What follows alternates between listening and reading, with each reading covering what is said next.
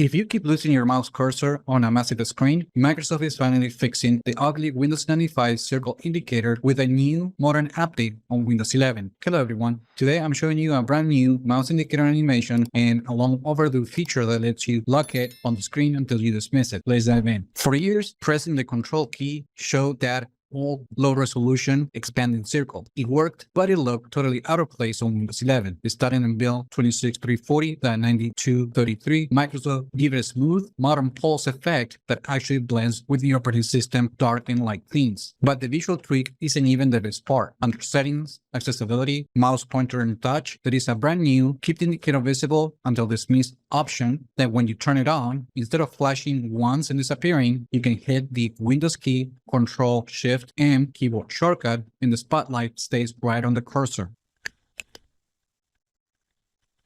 Now, this is huge if you're presenting, recording a video, or working on multiple screens. The spotlight follows your pointer until you click the mouse or hit the escape button. No more tapping Control over and over trying to spot where your mouse went. Now, if this feels familiar, it is because Microsoft basically ported this straight over from PowerToys Find My Device feature. PowerToys still gives you more customizations like custom light colors and custom keys, but having it built right into Windows natively means one less utility you need to install. Overall, I like where Microsoft is heading with these small cleanup updates. It is part of the broader Windows K2 effort to eliminate legacy leftovers interface and modernize tools that hasn't been touched in decades. It's practical, fast, and long overdue. It is important to note that this feature is still under development and it's hidden inside of the operating system, and Microsoft has yet to announce it. So what do you think about this update? Do you usually use the mouse indicator or you rely on PowerToys? Let me know in the comments. If you found this video helpful, drop a like and subscribe. Thank you for watching.